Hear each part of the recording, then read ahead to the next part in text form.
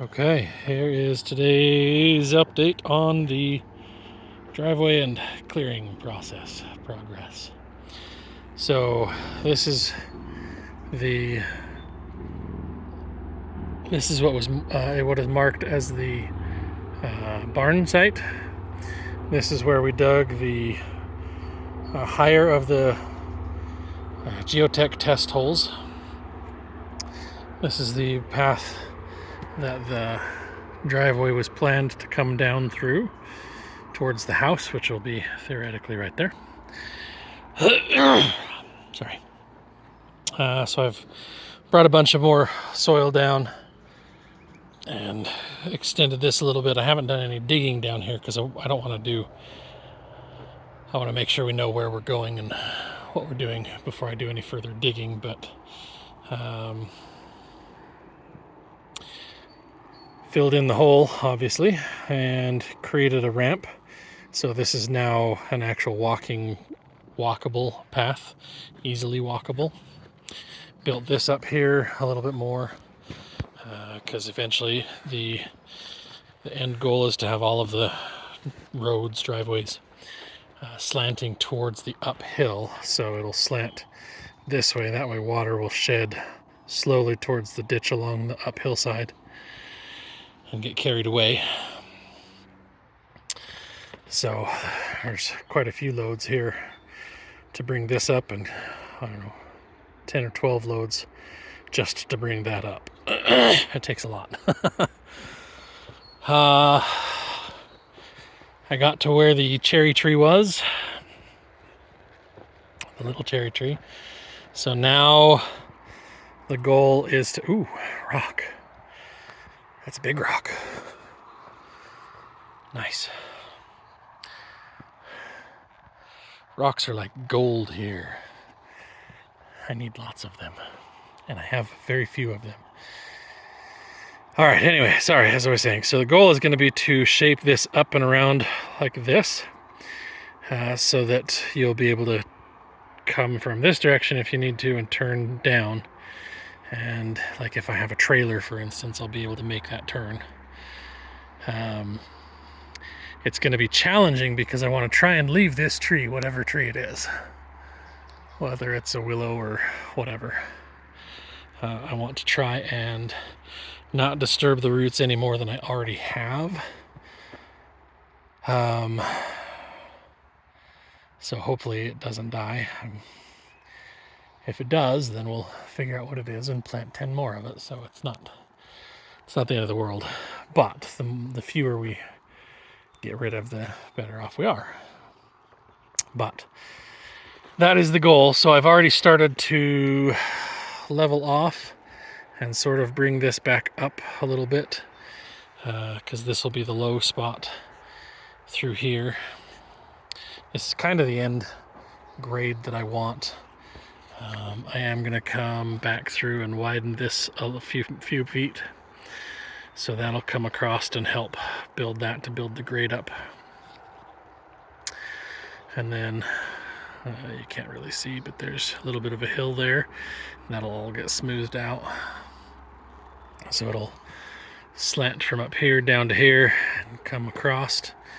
I'll have to at some point dig a culvert right here. Actually, it'll probably be further up that way. And ooh, I like that idea. I think I'm actually going to take a culvert from right about there, come across here, so it's actually dumping all of the water right onto the whatever tree it is, just above that, so that it'll not suffer from lack of water because I've taken a good chunk here. So anyway, yeah, this will all slope to whatever point that is where I make the ditch, or where I will make that culvert. And then from that point, I'll have a little bit more struggle where I go back up to where I'm just cutting and dumping, instead of cutting all the way across, because this cutting all the way across does take a really long time. The excavator keeps moving higher and higher in my desire list. As you can see, it's not necessary though. This little backhoe will do the trick, do what we need. It's just slow and kind of annoying. The biggest challenge that I find is that, so I dig with the backhoe and then I have to turn around and scoop. If I had the excavator, I could just take the excavator and park it where I need it.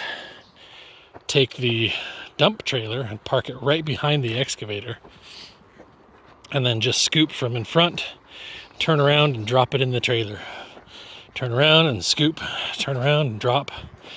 Might get dizzy after a while of doing that, but then I can, when the trailer's full, I just pull forward, drive out. This is all very, very unfinished through here. Mostly just because at this point I need the box blade. And I don't want to do the box blade until I get done with the excavator, or with the backhoe. But there is a spot down here. Oh, this is longer than I think. There's a spot that I made where I can actually turn the truck around, turn the trailer around. So maybe what I need to do is actually clean this up here. That's kind of a pretty view. Ooh, sorry, sidetrack. I need to take a look at the currant bush while I'm here. And oh, nope, you know what? It really is a gooseberry. Look at those thorns. Okay. But they aren't gooseberries. Weird. Well, it's in the gooseberry currant family. I don't know, maybe once those, ow, those are really sharp thorns. Maybe once those berries actually start to ripen, they'll look more like gooseberries. There's really quite a few. Good, that's what I wanted to see. And I mean, granted I'm standing like 2.5 feet below its base, but it's at least 15 feet tall.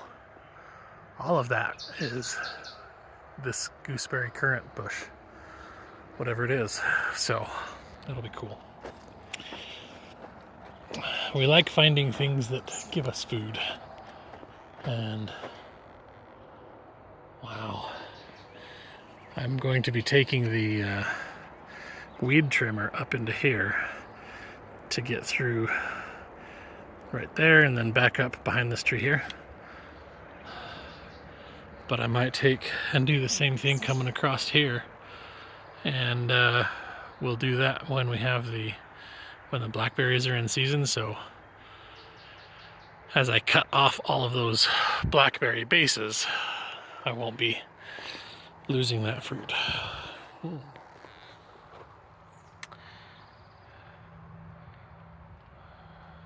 Deer tracks, but that's really big for our little deer here. Huh. That's actually one of the benefits of what we're doing. With what we're clearing is actually giving a lot back to the animals. The smaller animals I'm taking away from, technically, you know, squirrels, chipmunks, robins, sparrows, songbirds, etc. But it's been fun to see that as I do clear areas, we actually get more deer because they can access, because they can't walk through that, and so they don't try. But this, oh, they can walk through this easily. Oh yeah, I still gotta drag these trees up and buck them. There's no rush to do that. fact, it might even be easier to do it after they've completely died, because then I can see where they go, like that. But here's our biggest challenge on this property. Those cherry trees that I'm worrying about wanting to keep, that is almost as tall as that oak tree right next to it. However, it is being supported by the oak tree. You can see, oh look, speak of the, how do I zoom in here? Speaking of little squirrel, or little animals, there's a little chipmunk. It's only the second time I've seen a chipmunk in 3 years. Squirrels have started to get pretty brazen. They come into our chicken coop and steal the grain. Anyway, oh yeah, so like you can see from back here really well, it has fallen and it's just being held up by the oak tree. And that's par for the course. They get so wet, they just don't grow enough roots because they get so much water in the upper ground. They don't dig deep roots out here. Except for the oaks. Those, oh my gosh. I dug up an oak stump, and I hope I never have to dig up another one. I'm going out of my way to not dig up oak stumps. Anyway, this is the area that I kind of pushed everything out of the way. So if I have to, I can pull the trailer up into here and then back around and be able to back all the way back up there. That's just a long backing drive. So anyway, that is today's little update for where we're at. And here in the not too distant future, that cluster of maple right here will probably get topped right about there. Just cut all of those off and drag them out of the way. There's some that have a little tiny bit of life in them, but that whole cluster is pretty much dead already, as you can see from the top up there. So we'll leave the crags for, you know, woodpeckers and chipmunks and things. But anyway, yep. Peace out.